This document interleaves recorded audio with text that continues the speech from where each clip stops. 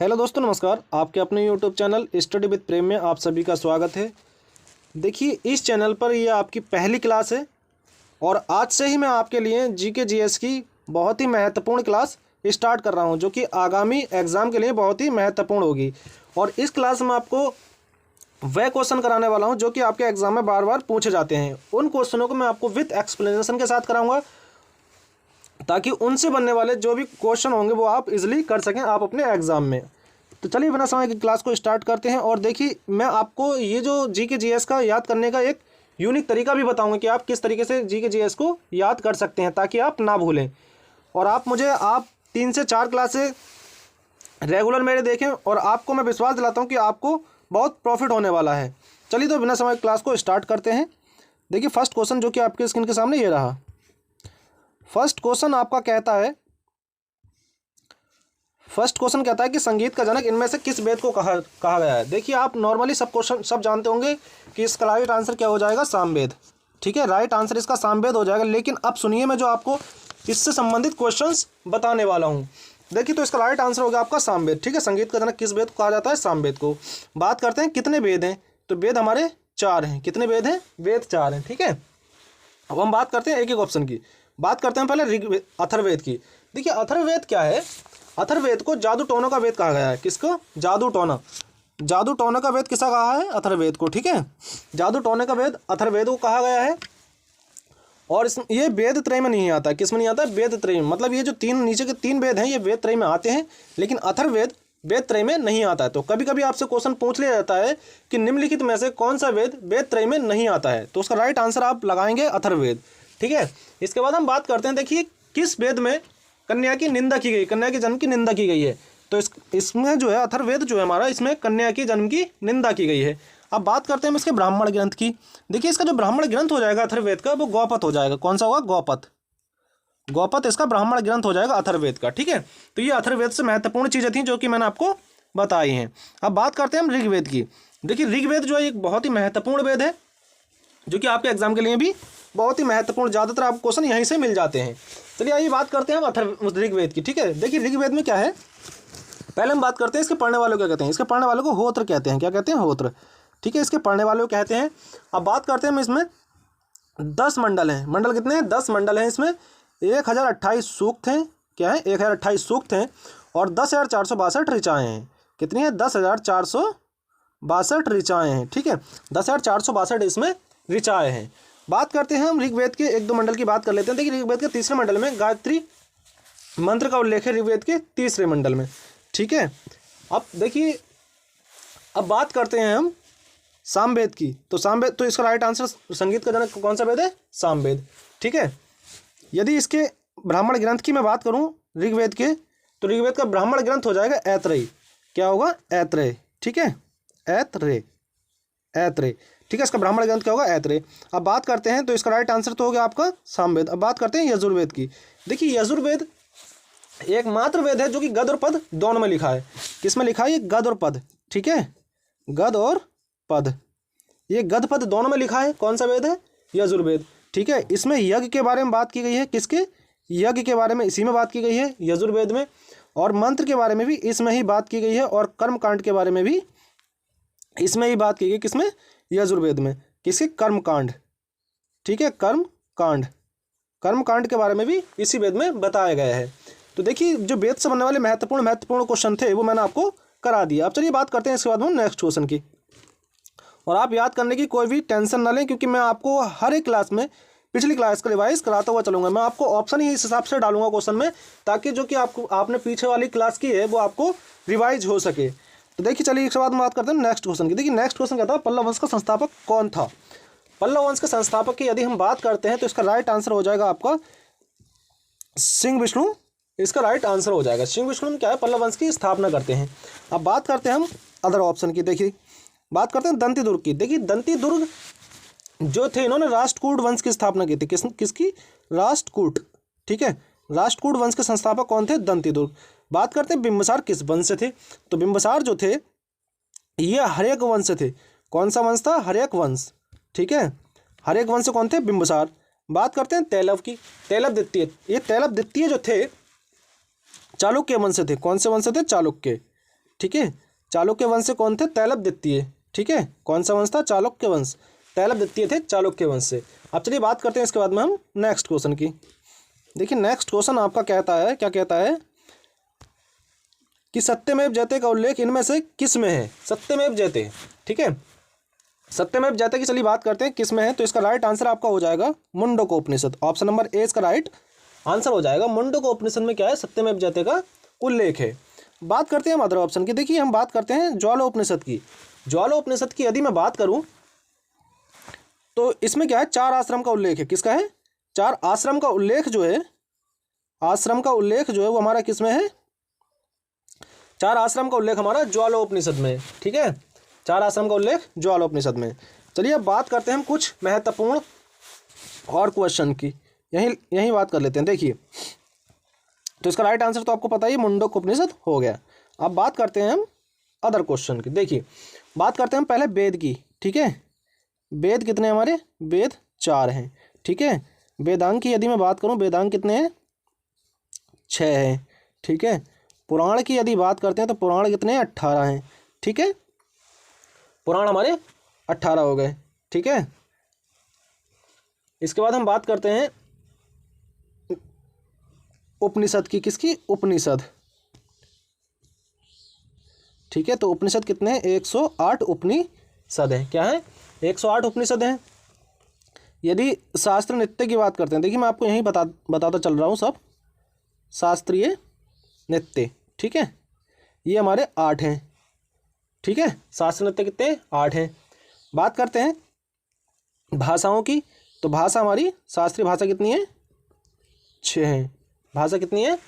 भाषा हमारी 6 है। ठीक है, लेकिन जो 18 उपनिषद हैं उसमें महत्वपूर्ण 13 ही हैं। कितने हैं? महत्वपूर्ण 13 ही हैं, लेकिन टोटल की यदि आपसे कभी बात करेगा तो 108 हैं।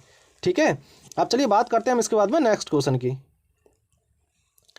देखिए नेक्स्ट क्वेश्चन आपका क्या कहता है? नेक्स्ट क्वेश्चन आपका कहता है आनंद मठ में इनमें से किस विद्रोह का उल्लेख है? ठीक है, आनंद मठ में इनमें से किस विद्रोह का उल्लेख है? तो इसका जो राइट आंसर हो जाएगा आपका सन्यासी विद्रोह का उल्लेख है आनंद मठ में। किसका उल्लेख है? सन्यासी विद्रोह। सन्यासी विद्रोह का उल्लेख जो है वो आपका आनंद मठ मिलेगा। अब बात करते हैं हम, देखिए एक एक ऑप्शन की। मुंडकोपनिषद, मुंडा विद्रोह। देखिए मुंडा विद्रोह जो था ये 1800 झारखंड में हुआ था। कहाँ हुआ था? पहली बात मैं आपको बताऊँ, झारखंड में हुआ था। और ये हुआ कब था? 1899 को। ठीक है, कब हुआ था? 1899 को हुआ था। ये बिरसा मुंडा के द्वारा हुआ था, जिन्हें धरती बाबा कहा जाता है। क्या किसके द्वारा हुआ था? बिरसा मुंडा के द्वारा हुआ था, और जिन्हें धरती बाबा कहा जाता है। देखिए पाइका विद्रोह की बात करते हैं। ये पाइका विद्रोह जो हुआ था वो उड़ीसा में हुआ था। कहाँ हुआ था? उड़ीसा में हुआ था पाइका विद्रोह। बात करते हैं मोपला विद्रोह की। देखिए मोपला विद्रोह जो ये हुआ था केरल में हुआ था। कहाँ हुआ था? केरल में हमारा होता है मोपला विद्रोह, और ये 1921 में होता है। कब होता है? 1921 में होता है मोपला विद्रोह। और किसके द्वारा होता है? ये मोपला जनजाति के द्वारा होता है। किसके? मोपला जनजाति। मोपला जनजाति है उसके द्वारा होता है मोपला विद्रोह। ठीक है, चलिए अभी इसके बाद हम बात करते हैं नेक्स्ट क्वेश्चन की। देखिए नेक्स्ट क्वेश्चन आपका कहता है कि चोरी चोरा कांड कब हुआ? किसकी बात कर रहा है? चोरी चोरा कांड की। देखिए मैं आपको इस क्वेश्चंस में मैं आपको जो कराने वाला हूं ना, मैं आपको जो महत्वपूर्ण क्वेश्चंस इन ऑप्शन से बनने वाले हैं वो मैं आपको सब इसी क्लास में, इसी क्वेश्चंस में आपको करा दूंगा। देखिए बात करते हैं हम चोरी चोरा कांड कब हुआ। ठीक है, तो चोरी चोरा कांड की बात करते हैं तो इसका राइट आंसर जो हो जाएगा 1922 हो जाएगा। तो राइट आंसर क्या होगा इसका? राइट आंसर जो हो जाएगा वो आपका 1922 इसका राइट आंसर हो गया। ठीक है, अब बात करते हैं हम ऑप्शन की। देखिए पहले बात करते हैं हम 1922 में। अब 1922 में जो होता है चोरी चोरा कांड होता है, उसके बाद क्या होता है? असहयोग आंदोलन को समाप्त कर दिया जाता है। कौन सा आंदोलन था? असहयोग आंदोलन। ठीक है, असहयोग आंदोलन जो था उसे क्या किया? उसे समाप्त कर दिया, असहयोग आंदोलन को। ठीक है, असहयोग आंदोलन स्टार्ट कब होता है? ये होता है 1920 में स्टार्ट। ठीक है, असहयोग आंदोलन जो स्टार्ट होता है 1920 में होता है, और ये चैम्सफोर्ड के समय होता है। ठीक है, किसके? चैम्सफोर्ड। ठीक है, किसके समय होता है? चैम्सफोर्ड के समय ये स्टार्ट होता है 1920 में। कौन सा? असहयोग आंदोलन, और 1922 में समाप्त हो जाता है। अब बात करते हैं हम 1919 की। देखिए 1919 में क्या क्या होता है? तो इसका राइट आंसर तो 1920 हो गया चोरी चोरा कांड का। अब बात करते हैं 1919 की। चलिए देखिए बात आ ही गई तो बात करते हैं 1919 की। देखिए 1919 में क्या होता है, 1919 में जो होता है जलियांवाला बाग हत्याकांड होता है। क्या होता है? जलियांवाला बाग हत्याकांड कब होता है? 1919 में होता है। मॉन्टेग्यू चेम्सफोर्ड अधिनियम जो आता है वो भी 1919 में आता है। ठीक है। लाहौर षड्यंत्र जो होता है वो भी कब होता है? 1919 में ही होता है लाहौर षड्यंत्र। ठीक है। सॉरी, लाहौर षड्यंत्र 1919 में नहीं होता, ये आपका होता है 1931 में। कब होता है? लाहौर षड्यंत्र जो होता है वो आपका 1931 में होता है। ठीक है। बात कर रहे हैं 1919 की, जलियांवाला बाग हत्याकांड हो गया और हमारा मॉन्टेग्यू चेम्सफोर्ड अधिनियम हो गया। और 1919 में क्या होता है? ILO की स्थापना होती है, इंटरनेशनल लेबर ऑर्गेनाइजेशन। इसकी भी स्थापना कब होती है? 1919 में होती है, जिसका मुख्यालय जिनेवा में है। ठीक है। अब हम बात करते हैं 1919 में क्या होता है? रोलक एक्ट आता है। रोलक एक्ट कब आता है? 1919 में, जिसे काला कानून कहा गया है रोलक एक्ट को, 1919 में आता है। ठीक है। और खिलाफत आंदोलन भी कब स्टार्ट होता है? 1919 में ही स्टार्ट होता है खिलाफत आंदोलन। ठीक है। तो देखिए 1919 से आपके जो महत्वपूर्ण क्वेश्चंस बन सकते थे वो मैंने आपको इकट्ठे करके मैंने आपको एक ही ऑप्शन में मैंने आपको सारे करा दिए 1919 से बनने वाले क्वेश्चंस। अब बात करते हैं इसके बाद में हम 1928 की। देखिए 1928 में क्या होता है, चलिए मैं आपको एक चीज़ और बताऊँ जलियांवाला बाग से। देखिए जलियांवाला बाग हत्याकांड की समीक्षा के लिए एक हंटर आयोग की स्थापना की जाती है। जो अपनी रिपोर्ट जो देता है हंटर आयोग, वो देखिए स्थापना तो मतलब जो स्थापना की जाती है 1919 में की जाती है, लेकिन अपनी रिपोर्ट जो देता है वो 1920 में देता है। ठीक है। बात करते हैं 1928 की। देखिए 1928 में क्या आता है? नेहरू रिपोर्ट आती है 1928 में। क्या आती है? नेहरू रिपोर्ट। ठीक है।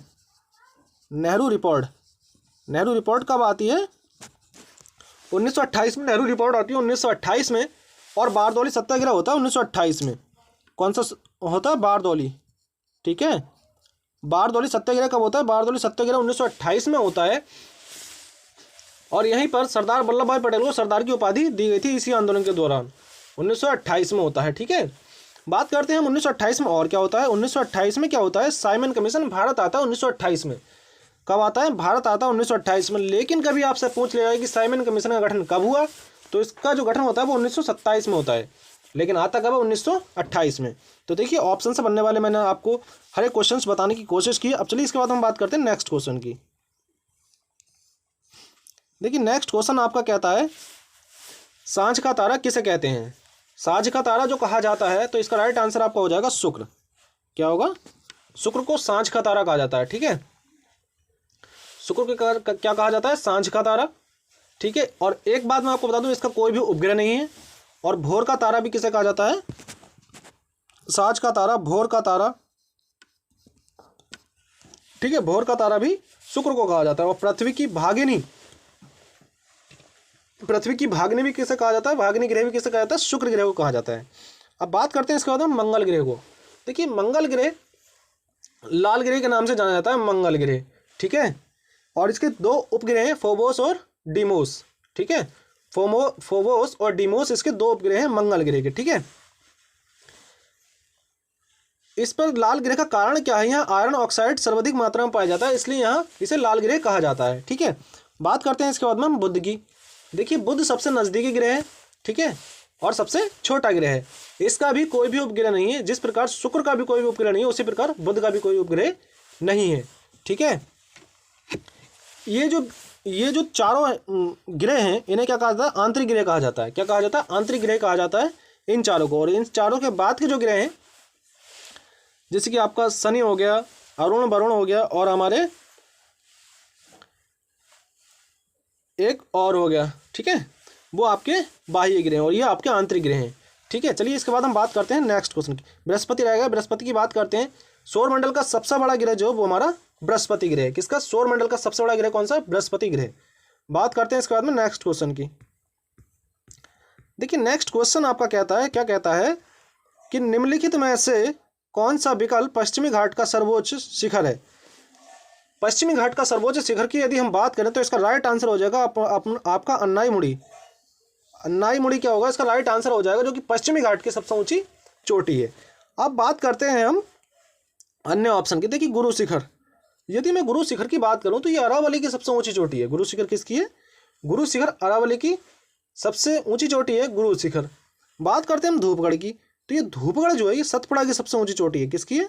सतपुड़ा। सतपुड़ा की सबसे ऊंची चोटी कौन सी है? धूपगढ़। ठीक है। इसके बाद हम बात करते हैं अमरकंटक। तो ये अमरकंटक जो है ये मेघालय की सबसे बड़ी चोटी है। मेघालय की सबसे ऊंची चोटी कौन सी है? अमरकंटक। किसकी? मेघालय की। ठीक है, मेघालय की सबसे ऊंची चोटी कौन सी है? अमरकंटक। ठीक है, चलिए बात करते हैं इसके बाद हम नेक्स्ट क्वेश्चन की। देखिए नेक्स्ट क्वेश्चन आपका कहता है काराकोरम पर्वत श्रृंखला में सबसे ऊंची पर्वत चोटी कौन सी है? देखिए किसकी बात कर रहा है? काराकोरम की। ठीक है, काराकोरम की बात कर रहा है तो और सबसे ऊंची चोटी पूछा काराकोरम की, तो इसका राइट आंसर हो जाएगा आपका माउंट केटू। ठीक है, माउंट केटू इसका राइट आंसर हो जाएगा। अब हम इसके बाद यदि मैं बात करूं अन्य ऑप्शन की, देखिए तो अब बात करते हैं हम काराकोरम की। देखिए काराकोरम ये जो है ट्रांस हिमालय का भाग है। किसका भाग है? ट्रांस हिमालय का। आप तीन चीज, ये चीज आप याद रखें, कलेजा। ठीक है, क्या याद रखेंगे? कलेजा। ठीक है, काराकोरम, लद्दाख और जास्कर, ये तीन पर्वत श्रृंखला जो है हमारी ट्रांस हिमालय में पाई जाती हैं। ठीक है, किसमें? ट्रांस हिमालय में। बात करते हैं माउंट एवरेस्ट की। देखिए माउंट एवरेस्ट जो है विश्व की सबसे ऊंची चोटी माउंट एवरेस्ट। माउंट एवरेस्ट ये हमारी नेपाल में पाई जाती है। कहाँ है? हमारी नेपाल में। ठीक है, माउंट एवरेस्ट कहाँ है? नेपाल में। तो आप मुझे इसका कमेंट बॉक्स में बताएं कि नेपाल में इसे किस नाम से जाना जाता है। चलिए बात करते हैं इसके बाद हम नेक्स्ट क्वेश्चन की। नेक्स्ट क्वेश्चन आपका कहता है निम्नलिखित में से कौन सी घाटी पश्चिमी पर्वत श्रृंखला में नहीं है? किसकी बात कर रहा है? पश्चिमी पर्वत श्रृंखला में नहीं है। तो इसका राइट आपका आंसर हो जाएगा अराकू।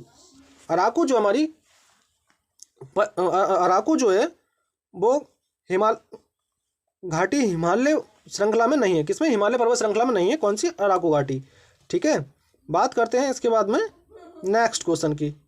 देखिए नेक्स्ट क्वेश्चन आपका क्या कहता है? नेक्स्ट क्वेश्चन आपका कहता है कि मेघालय पठार की सबसे ऊंची चोटी कौन सी है? देखिए मेघालय पठार की यदि बात कर रहा है और उसमें आपसे पूछा सबसे ऊंची चोटी, तो इसका राइट आंसर आपका हो जाएगा शिलांग चोटी। कौन सी? शिलांग चोटी जो है मेघालय पठार की सबसे ऊंची चोटी है। देखिए मेघालय में तीन पहाड़ियाँ पाई जाती हैं, खासी, गारो, जैंतिया। ये तीन पहाड़ी हैं और वो वही जनजाति भी है, उसी नाम से क्या है? जनजाति भी मेघालय में ही है। ठीक है, बात करते हैं इसके बाद में नेक्स्ट क्वेश्चन की। देखिए नेक्स्ट क्वेश्चन आपका कहता है कि आरबीआई की स्थापना कब हुई? आरबीआई की स्थापना की यदि बात करते हैं तो 1 अप्रैल 1935 को इसकी स्थापना होती है। कब होती है? 1 अप्रैल 1935 को आरबीआई की स्थापना होती है। अब चलिए बात करते हैं हम आरबीआई से बनने वाले क्वेश्चन। देखिए आरबीआई के एक्ट की मैं बात करता हूँ, मतलब इसके अधिनियम की यदि मैं बात करूँ तो 1934 का इसका अधिनियम है। कब का अधिनियम है? 1934 का आरबीआई का अधिनियम है। बात करते हैं कि समिति की सिफारिश पर इसकी स्थापना की जाती है, तो यंग हिल्टन, कौन सी समिति थी? यंग हिल्टन समिति की सिफारिश पर इसकी स्थापना की जाती है आरबीआई की। आरबीआई की यदि मैं राष्ट्रीयकरण की बात करता हूँ तो 1/1/1949 1 जनवरी 1949 का इसका राष्ट्रीयकरण होता है आरबीआई का। और आरबीआई के 25वें गवर्नर जो है वो शक्तिकांत दास आरबीआई के 25वें गवर्नर हैं। ठीक है, बात करते हैं हम इसके बाद में 1955 में। देखिए 1955 में जो होता है एसबीआई की स्थापना होती है। 1955 में किसकी स्थापना होती है? एसबीआई की स्थापना 1955 में होती है एसबीआई की। देखिए एसबीआई की यदि नाम के पहले की बात करें कि इसका पुराना नाम क्या हुआ करता था, तो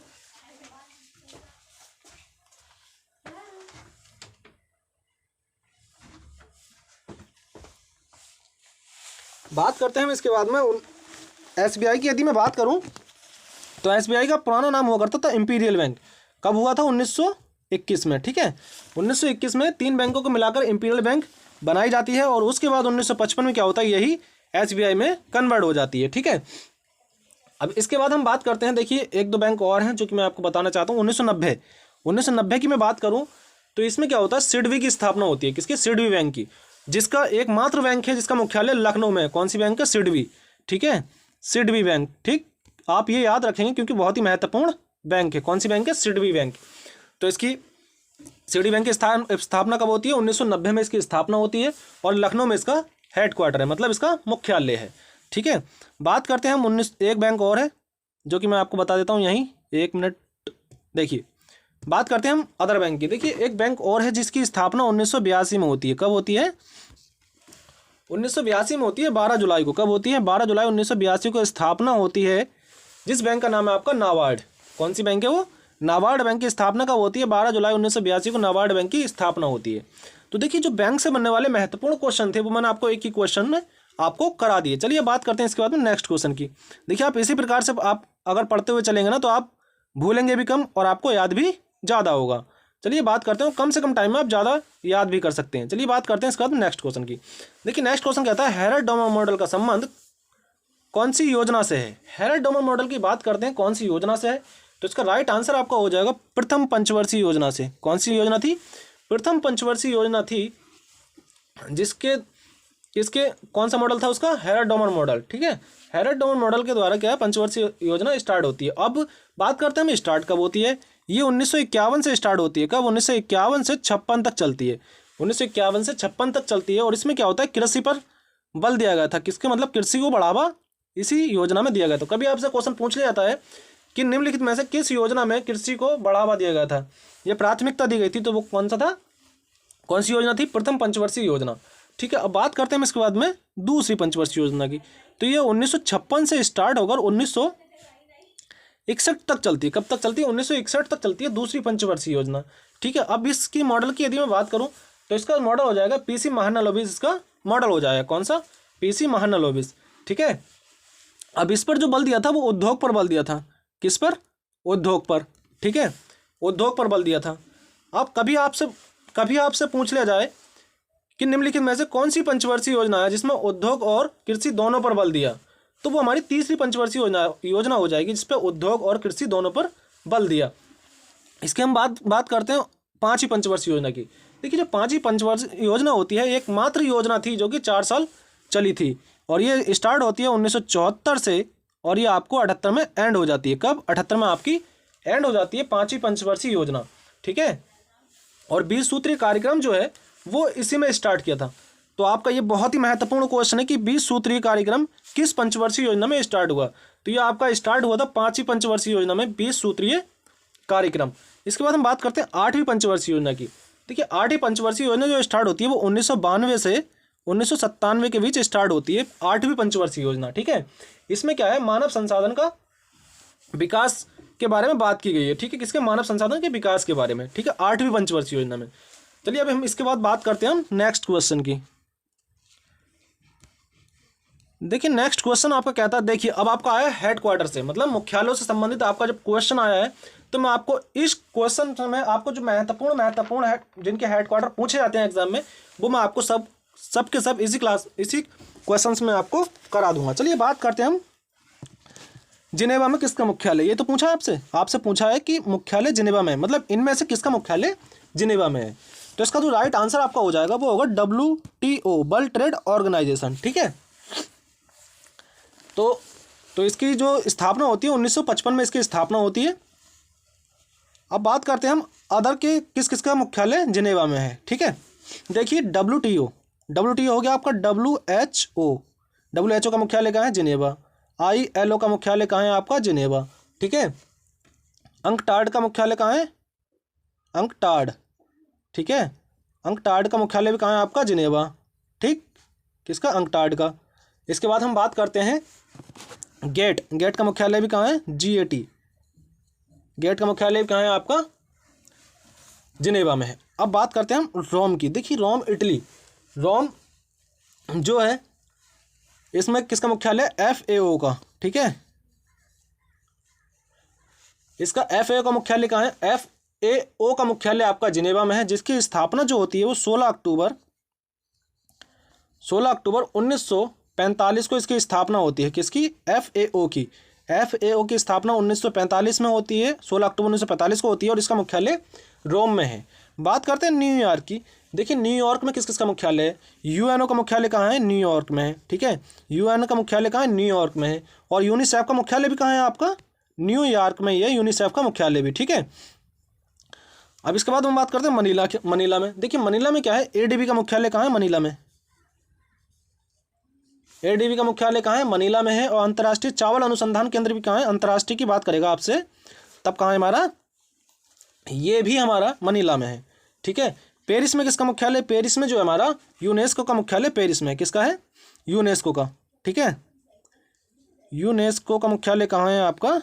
पेरिस में है। ठीक है, बात करते हैं, देखिए मैं तो आपको बहुत महत्वपूर्ण चीज़ें मैं आपको हर एक क्वेश्चन में जो कि आपके क्वेश्चन से बनने वाली हैं वो आपको मैं बताता हुआ चल रहा हूँ, और आप को मैं विश्वास दिलाता हूँ कि आप 3 से 4 क्लास मेरी लें और आपको अपने जीके का जो आपका पोर्शन है उसमें आपको बेहतर याद करने का तरीका भी मिलेगा और आपको बेहतर याद भी होगा। तो चलिए अब इसके बाद हम बात करते हैं नेक्स्ट क्वेश्चन की।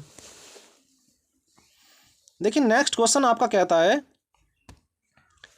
गरीबी संबंधी समिति कौन सी है, मतलब पूछा है कि इनमें से कौन सी समिति गरीबी संबंधित है।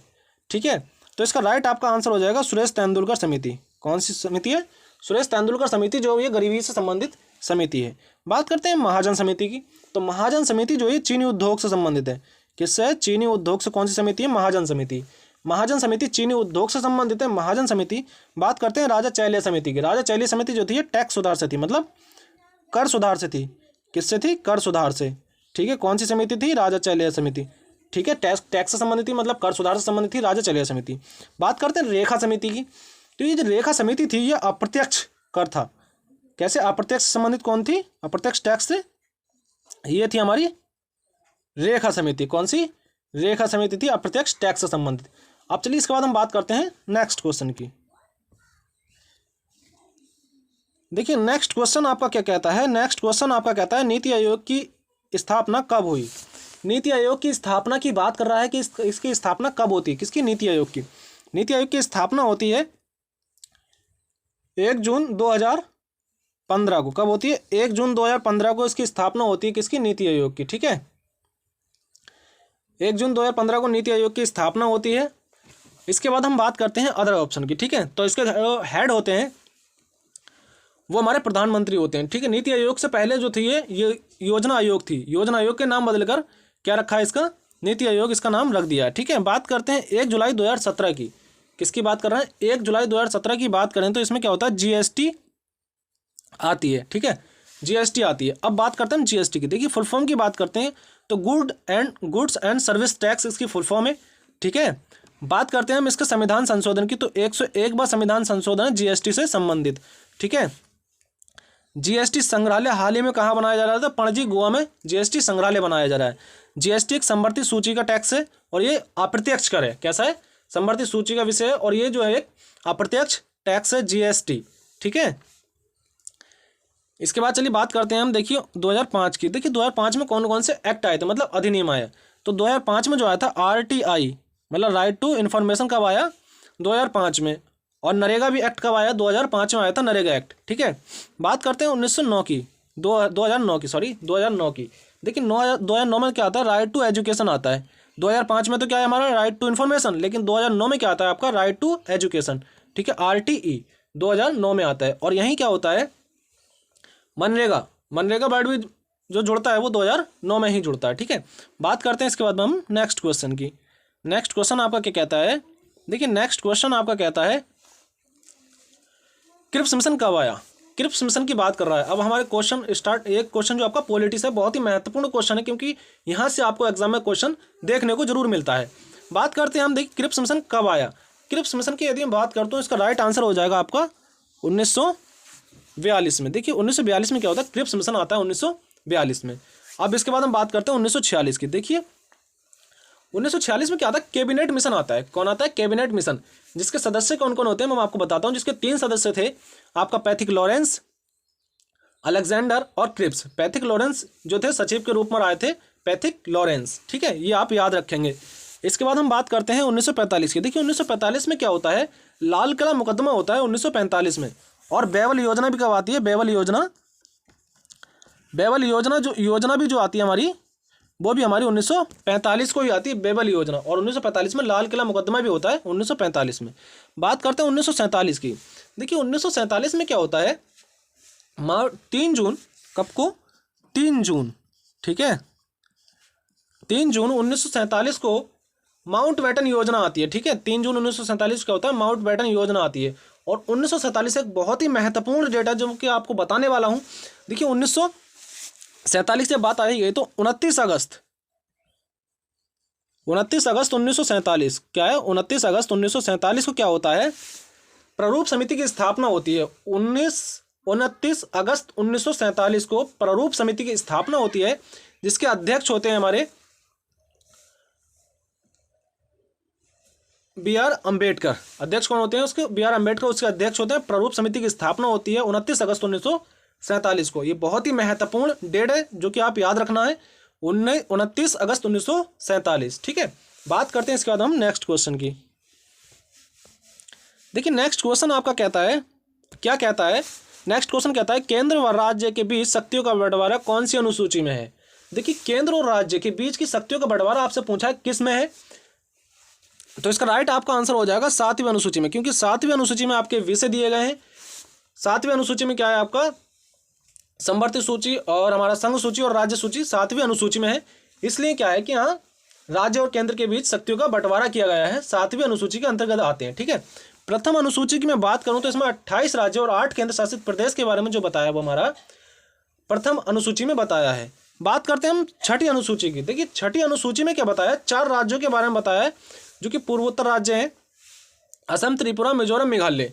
असम, त्रिपुरा, मिजोरम, मेघालय का उल्लेख जो है वो आपका छठी अनुसूची में है। तो कभी आपसे क्वेश्चन पूछ लिया जाए कि इनमें से ऐसी कौन सी अनुसूची है जिसमें 4 राज्यों का उल्लेख है, ठीक है, आपको राज्य भी दे दिया जाता है या आपको अनुसूची भी पूछ ली जाती है। अब बात करते हैं इसके बाद में हम 10वीं अनुसूची की। देखिए 10वीं अनुसूची जो होती है ये 52वें संविधान संशोधन के द्वारा जोड़ी जाती है, जो कि आपके दल बदल संबंधित होती है 10वीं अनुसूची। ठीक है, चलिए अब इसके बाद हम बात करते हैं हम नेक्स्ट क्वेश्चन की। देखिए नेक्स्ट क्वेश्चन जो आपका कहता है, नेक्स्ट क्वेश्चन कहता है राष्ट्रीय आपातकाल का संबंध किस अनुच्छेद से है? ठीक है, किस अनुच्छेद से है किसका राष्ट्रीय आपातकाल का संबंध? तो राष्ट्रीय आपातकाल के संबंध की यदि मैं बात करूं तो इसका राइट आंसर आपका हो जाएगा 352। ठीक है, 352 में क्या है? हमारा राष्ट्रीय आपातकाल है। कौन सा है? राष्ट्रीय आपातकाल जो हमारा 352 में है। अब बात करते हैं मदर ऑप्शन। देखिए 108 में क्या है? 108 में क्या है? संयुक्त बैठक है। क्या है आपकी? 108 में संयुक्त बैठक है, मतलब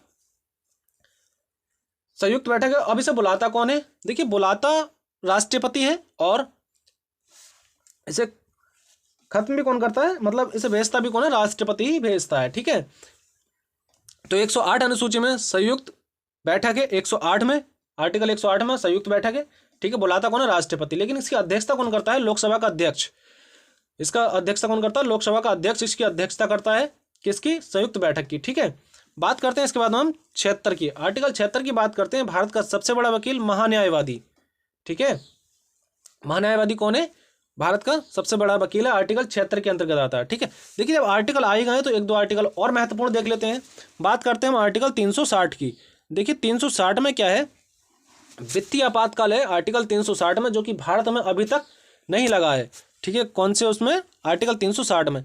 देखिए संविधान में कोई भी संशोधन होगा तो वो आर्टिकल 368 के द्वारा होगा, जो कि हमने दक्षिण अफ्रीका से लिया है। कहाँ से लिया है? दक्षिण अफ्रीका से लिया है। और ये हमारा भाग 20 है। कौन सा है? भाग 20, आर्टिकल 368 कहाँ से लिया है? दक्षिण अफ्रीका से लिया है। ठीक है, बात करते हैं हम इसके बाद में आर्टिकल। देखिए आप एक चीज याद रखेंगे, सरला। ठीक है, सरला याद रखेंगे। यहाँ से मैं आपको 3 आर्टिकल याद कराता हूँ। देखिए संसद की बात करते हैं तो आर्टिकल 79 में किसका? संसद का उल्लेख है। ठीक है, इसके बाद हम बात करते हैं राज्यसभा की। तो राज्यसभा जो आपका आर्टिकल 80 में है। ठीक है, आर्टिकल 81 में किसका उल्लेख है? लोकसभा का। आर्टिकल 81 में लोकसभा, आर्टिकल 80 में राज्यसभा, आर्टिकल 79 में आपका संसद। आर्टिकल 82 में परिसीमन आयोग का उल्लेख है। किसका है? आर्टिकल 82 में परिसीमन आयोग का उल्लेख जो है वो आपका आर्टिकल 82 में है। ठीक है, तो ये महत्वपूर्ण आर्टिकल था। अब मैं बात करते हैं आर्टिकल। देखिए आप मुझे कमेंट बॉक्स में बताएं कि राष्ट्रपति किस आर्टिकल के द्वारा शपथ लेते हैं। ठीक है, चलिए बात करते हैं इसके बाद हम नेक्स्ट क्वेश्चन की। देखिए नेक्स्ट क्वेश्चन आपका कहता है लघु संविधान किस संविधान संशोधन को कहते हैं? किसकी बात कर रहा है? लघु संविधान की। देखिए लघु संविधान की यदि मैं बात करूं किस संविधान संशोधन कहते हैं, तो चलिए आप पहला आंसर देखते हैं। तो इसका राइट आंसर आपका हो जाएगा 42वां संविधान संशोधन, जो कि 1976 में होता है। कब होता है? 1976 में होता है। लेकिन यदि बात कभी आपसे पूछ ले कि लागू कब होता है, तो लागू 1977 को होता है। लागू कब होता है? 1977 को आपका लागू होता है। ठीक है, तो लघु संविधान आपका 42वां संविधान संशोधन है। देखिए इसके द्वारा क्या होता है? 42 संविधान संशोधन के द्वारा आपको प्रस्तावना में संशोधन होता है। क्या होता है? प्रस्तावना में संशोधन होता है 42वां संविधान संशोधन के द्वारा। तो आप ये याद रखेंगे। देखिए प्रस्तावना में संशोधन हो सकता है, लेकिन उसमें से कुछ भी हटाया नहीं जा सकता, जोड़ा जा सकता है। ठीक है, आप ये भी याद रखेंगे। बात करते हैं इसके बाद में हम सॉरी ये 42 नहीं 44 होगा, कितना होगा 44। बात करते हैं हम 44वें संविधान संशोधन की। देखिए 44वें संविधान संशोधन में क्या था कि जो संपत्ति का फंडामेंटल राइट था उसे एक कानूनी अधिकार बना दिया, और जो कि आपका रखा भाग 12 आर्टिकल 300A में रख दिया। इसमें आर्टिकल 300A में। बात करते हैं 86वां संविधान संशोधन। देखिए 86वां संविधान संशोधन जो था हमारा वो शिक्षा से संबंधित था। किससे संबंधित था? शिक्षा से संबंधित। कौन सा था? 86वां संविधान संशोधन। बात करते हैं 100वें संविधान संशोधन की। तो 100वां संविधान जो था वो 3 बीघा कॉरिडोर से संबंधित था। 1 अगस्त 2015 को। कब आता है ये? 1 अगस्त 2015 को। ठीक है, 1 अगस्त 2015 को क्या होता है? 3 बीघा कॉरिडोर जो है उसके लिए संविधान संशोधन होता है। ठीक है, 100वां संविधान संशोधन। इसके बाद हम बात करते हैं नेक्स्ट क्वेश्चन की। देखिए नेक्स्ट क्वेश्चन आपका कहता है, नेक्स्ट क्वेश्चन कहता है कि प्रारूप समिति के अध्यक्ष कौन थे। देखिए आपको मैंने पहले बताया, आप क्वेश्चन आपके सामने आ ही गया। देखिए बात करते हैं प्रारूप समिति के अध्यक्ष कौन थे। तो प्रारूप समिति का अध्यक्ष मैंने आपको बताया कि इसके अध्यक्ष थे B.R. अम्बेडकर। ठीक है, B.R. अम्बेडकर ने क्या था? आर्टिकल 32 को संविधान की आत्मा कहा। आर्टिकल 32 को क्या कहा? संविधान की आत्मा कहा। और आर्टिकल 32 के द्वारा सुप्रीम कोर्ट मतलब उच्चतम न्यायालय रीटें जारी करता है 5। कितनी? 5 रीटें जारी करता है आर्टिकल 32 के द्वारा सुप्रीम कोर्ट। और B.R. अम्बेडकर जी ने से क्या कहा? संविधान की आत्मा का आर्टिकल 32 को।